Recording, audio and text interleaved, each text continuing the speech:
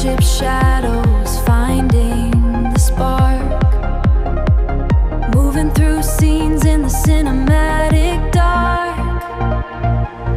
Behind the surface, we find the truth in the games of our minds and the wisdom of youth. Behind the cue, the solution is clear. Across every genre, we're conquering fear. Behind the cue.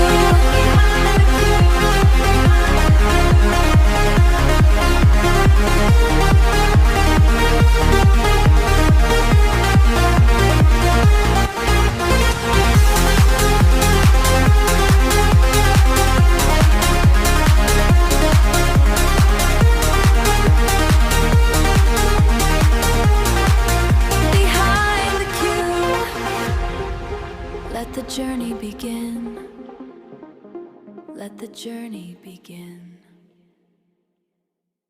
Buenas y santas, feliz día, feliz tarde o feliz noche, cualquier día que este sea.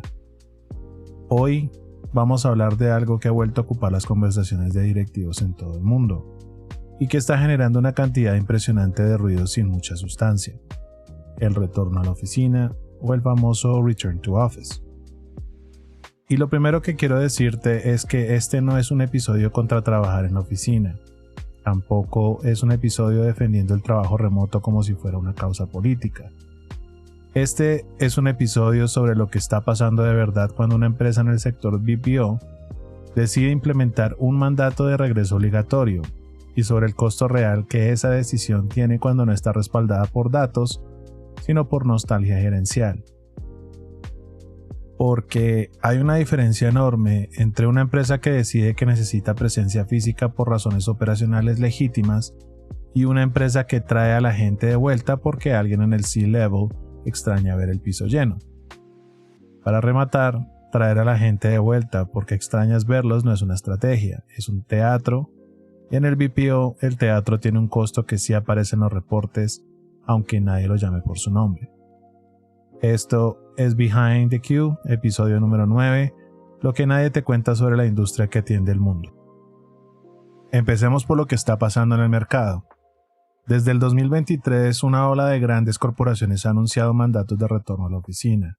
Amazon, JP Morgan, Goldman Sachs, nombres que hacen portada. Cuando hacen portada, el efecto contagio en empresas medianas y grandes es inmediato. Si los grandes lo hacen, lo hacemos nosotros también. Pero hay un problema con esa lógica.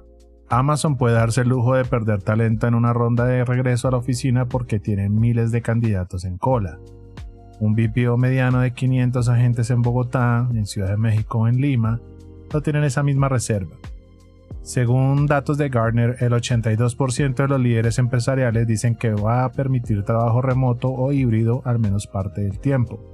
Y sin embargo, las encuestas de salida en empresas que implementaron RTO obligatorio muestran que el attrition en perfiles de supervisor hacia arriba aumentó entre un 25 y un 35% en los primeros 6 meses.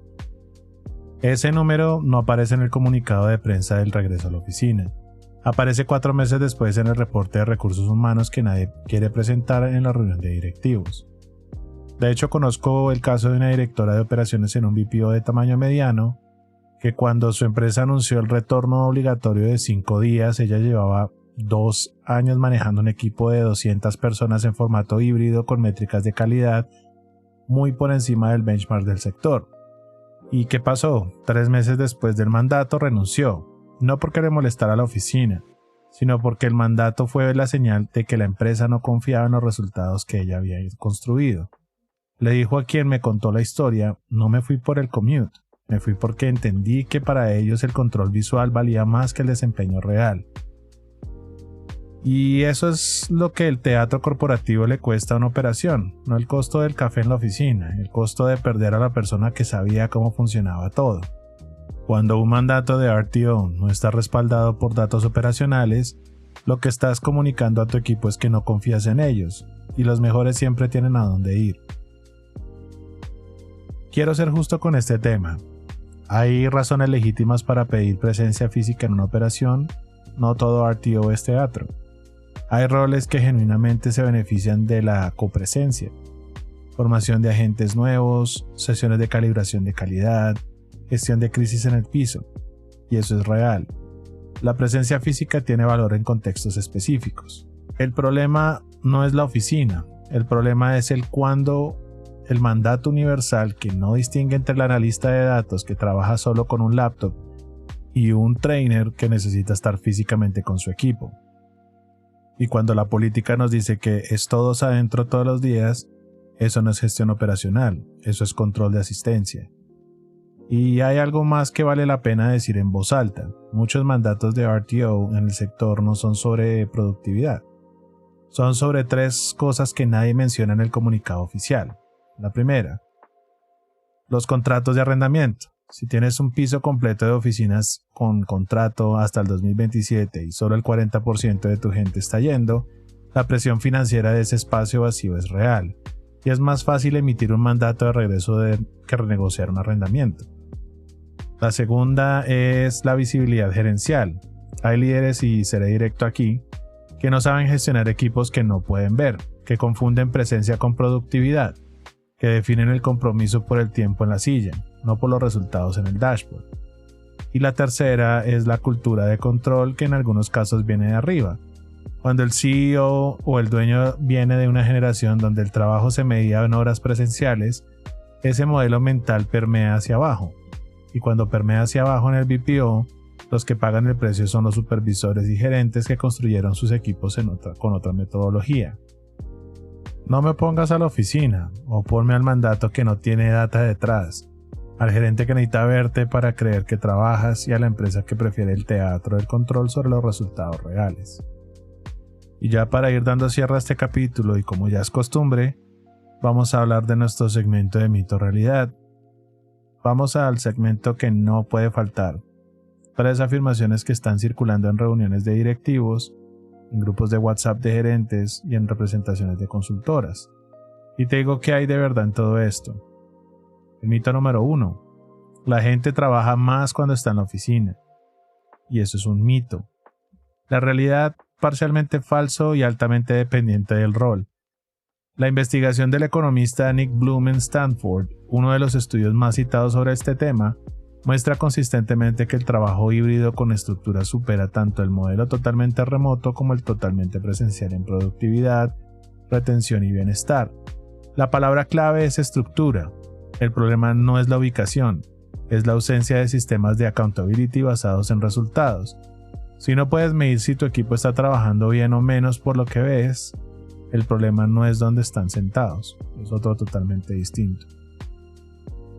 Mito número 2. El RTO es necesario para preservar la cultura de la empresa. Y eso es un mito. Y completamente falso. Como argumento universal, la cultura no vive en el edificio, vive en los comportamientos, en cómo se toman las decisiones, en cómo se trata a la gente cuando algo sale mal. He visto operaciones con cultura terrible donde todo el mundo estaba en la oficina 5 días a la semana, y he visto equipos con cultura excepcional que nunca se han visto en persona. El RTO puede ser una herramienta para construir cultura si está bien diseñado. Como excusa para no construirla, es una trampa.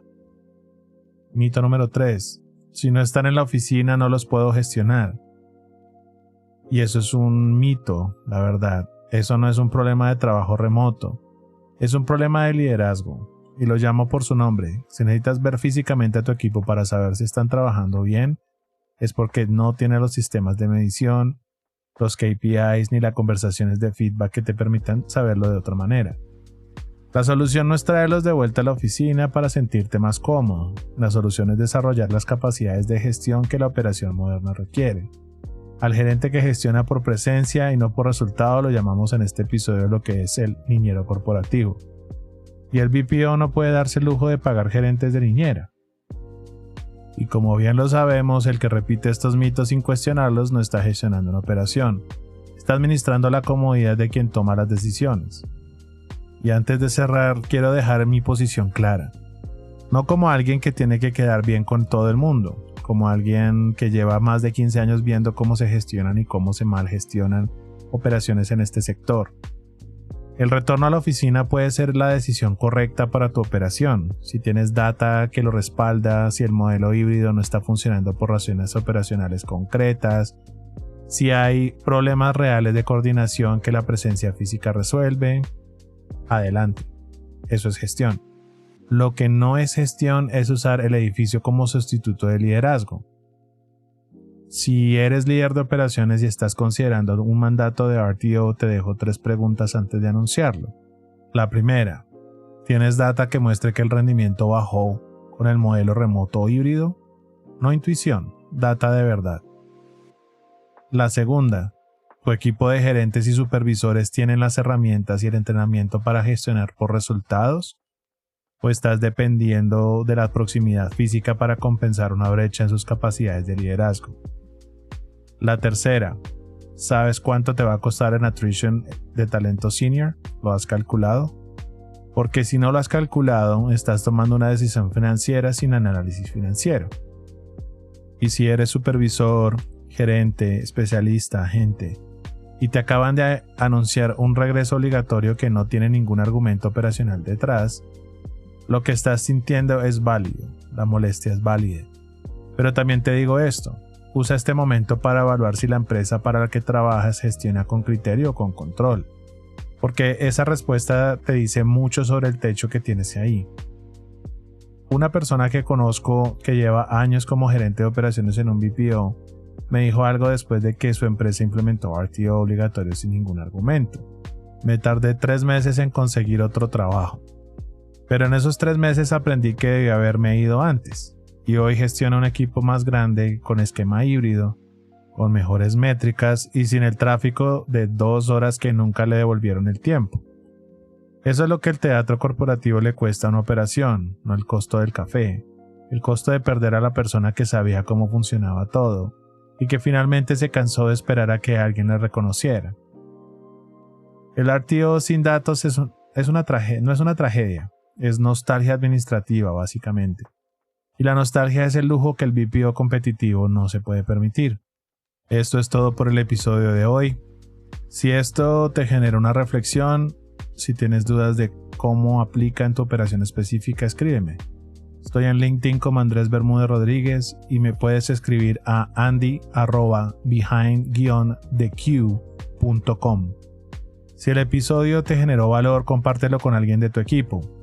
Ese es el tipo de conversación que debería estar pasando en cada sala de operaciones. Y si no te has suscrito todavía, este es el momento. Behind the Q, operaciones, BPO, servicio al cliente sin filtros. Esto fue Behind the Q, episodio 9. Yo soy Andy y nos vemos al otro lado del Q, cualquier día que este sea. The signal fades into the deep. Secrets that the circuit keeps. Find the resonance in the frequency as we leave the strategy. Orbit the narrative we spun before the analysis is done. Behind the Q.